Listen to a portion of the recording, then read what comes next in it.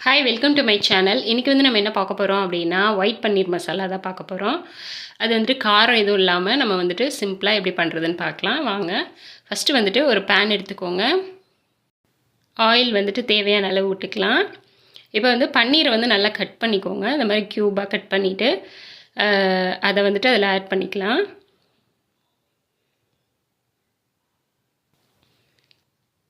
இப்போ எல்லாத்தையும் ஆட் பண்ணதுக்கப்புறமா இது ரொம்ப நேரம் நம்ம ஃப்ரை பண்ணக்கூடாது. ஜஸ்ட்டு வந்து ஒரு 2 மினிட்ஸ் மட்டும்தான் இதை வந்து ஃப்ரை பண்ணணும். ஃப்ரண்ட் சைடு வந்து ஒரு 2 மினிட்ஸும் திருப்பி போட்டு அதே மாதிரி பேக் சைடு ஒரு 2 மினிட்ஸ் மட்டும் ஃப்ரை பண்ணிக்கோங்க. ரொம்ப வேக விட்டுட்டிங்க ஃப்ரை பண்ணிட்டீங்க அப்படின்னாலும் உங்களுக்கு அப்படியே லப்பர் மாதிரி இருக்கும். அது சாப்பிடும்போது நல்லாவே இருக்காது. ஸோ அதனால் கரெக்டாக 2 மினிட்ஸ் மட்டும் வச்சுட்டு எடுத்துருங்க. இப்போ எல்லாம் ரெடி ஆயிடுச்சு. இதை நம்ம ஒரு பாத்திரத்தில் மாற்றி வச்சுக்கலாம்.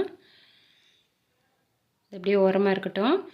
நெக்ஸ்ட்டு வந்து அதே பேனில் கட் பண்ண வெங்காயம் சேர்த்துக்கோங்க. கூட 2 பச்சை மிளகாய் சேர்த்துக்கோங்க. அப்புறமா கொஞ்சமாக பூண்டு சேர்த்துக்கோங்க. இது எல்லாத்தையும் நல்லா வதக்கிக்கலாம்.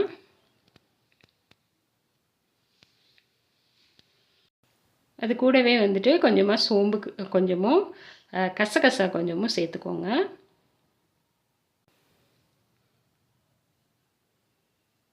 இது எல்லாத்தையும் நல்லா வதக்கி விட்டுக்கலாம்.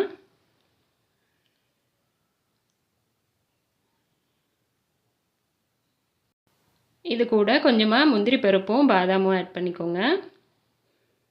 இப்போ இது நல்லா ஆறுனதுக்கப்புறமா ஒரு மிக்ஸி ஜாருக்கு மாற்றி நல்லா ஆற விட்டுட்டு அரைச்சி எடுத்து வச்சுக்கோங்க தண்ணி விட்டு. அப்படியே உரமாக இருக்கட்டும். நெக்ஸ்ட் வந்துட்டு இன்னொரு பேன் எடுத்துக்கோங்க. அதில் எண்ணெய் ஊற்றிக்கோங்க. அப்புறமா வந்துட்டு ஒரு பட்டை, ஒரு இலை, 2 ஏலக்காய், கிராம்பு 4, அதுக்கப்புறமா சோம்பு கொஞ்சம் அரை டேபிள் ஸ்பூன் ஆட் பண்ணிக்கலாம். இஞ்சி பூண்டு பேஸ்ட் ஒரு டேபிள் ஸ்பூன் ஆட் பண்ணிக்கோங்க. ஆட் பண்ணி நல்லா அந்த பச்சை ஸ்மெல் போகிற வரைக்கும் இதை நல்லா வதக்கி விட்டுக்கலாம்.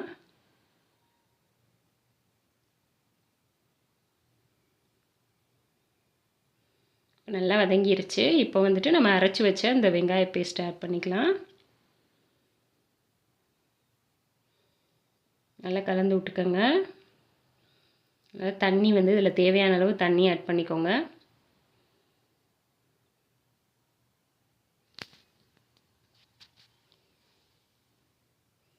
அப்புறமா ஒரு டேபிள் ஸ்பூன் தயிர் ஆட் பண்ணிக்கலாம் அதில். ஏன்னா நம்ம வந்து இதில் புளிப்பு டேஸ்ட்டுக்கு வந்து நம்ம தக்காளி எதுவும் ஆட் பண்ணலை. ஸோ அதனால் நான் ஒரு டேபிள் ஸ்பூன் அளவுக்கு நல்லா புளிச்ச தயிர் ஆட் பண்ணியிருக்கேன். வந்து ஒரு மூடி போட்டு இதை ஒரு கொதிச்சு வரட்டும். ரொம்ப நேரம் கொதிக்கணும்னு கிடையாது. ஜஸ்ட் ஒரு கொதிச்சு வரட்டும். இப்போ கொதிச்சிருச்சு. இப்போ வந்துட்டு நம்ம ஃப்ரை பண்ணி வச்ச இந்த பன்னீரை வந்து இதில் ஆட் பண்ணிடலாம்.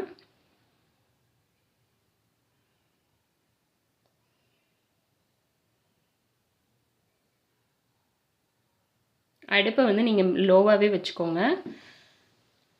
இப்போ எல்லாத்தையும் ஆட் பண்ணியாச்சு. கடைசியாக கொத்தமல்லியை ஆட் பண்ணிக்கோங்க. வந்து கொஞ்சம் கஸ்தூரி மெத்தி ஆட் பண்ணியிருக்கேன். உங்களுக்கு அது வந்து ஆப்ஷனல் தான், வேணும்னா ஆட் பண்ணிக்கோங்க. கடைசியாக இதுக்கு தேவையான உப்பு ஆட் பண்ணிக்கோங்க. உப்பு ஆட் பண்ணதுக்கப்புறமா வந்துட்டு நீங்கள் அடுப்பை வந்து நல்லா கம்மி பண்ணிடுங்க. ஸோ அவ்வளோதான், நம்மளுடைய ஒயிட் பன்னீர் மசாலா வந்துட்டு ரெடி ஆயிடுச்சு. இதுக்கு வந்து நீங்கள் வந்து வெரைட்டி ரைஸ்க்கெலாம் இதை வச்சு சாப்பிட்டீங்க அப்படின்னா உங்களுக்கு ரொம்ப நல்லாயிருக்கும். இது வந்துட்டு ஒரு 10 to 15 மினிட்ஸ்லேயே நீங்கள் வந்து இந்த குழம்பு வந்து வச்சிடலாம். அதே மாதிரி சப்பாத்தி பூரிக்கும் கூட உங்களுக்கு இது வந்து காம்பினேஷன் வந்து பர்ஃபெக்டாக இருக்கும். ஸோ அவ்வளோதாங்க. என்னோடய வீடியோ உங்களுக்கு பிடிச்சிருந்துச்சுன்னா லைக் பண்ணுங்கள், ஷேர் பண்ணுங்கள், கமெண்ட் பண்ணுங்கள், மறக்காமல் சப்ஸ்கிரைப் பண்ணுங்கள். அந்த பெல் பட்டனையும் கிளிக் பண்ணிக்கோங்க. தேங்க்யூ, பாய்.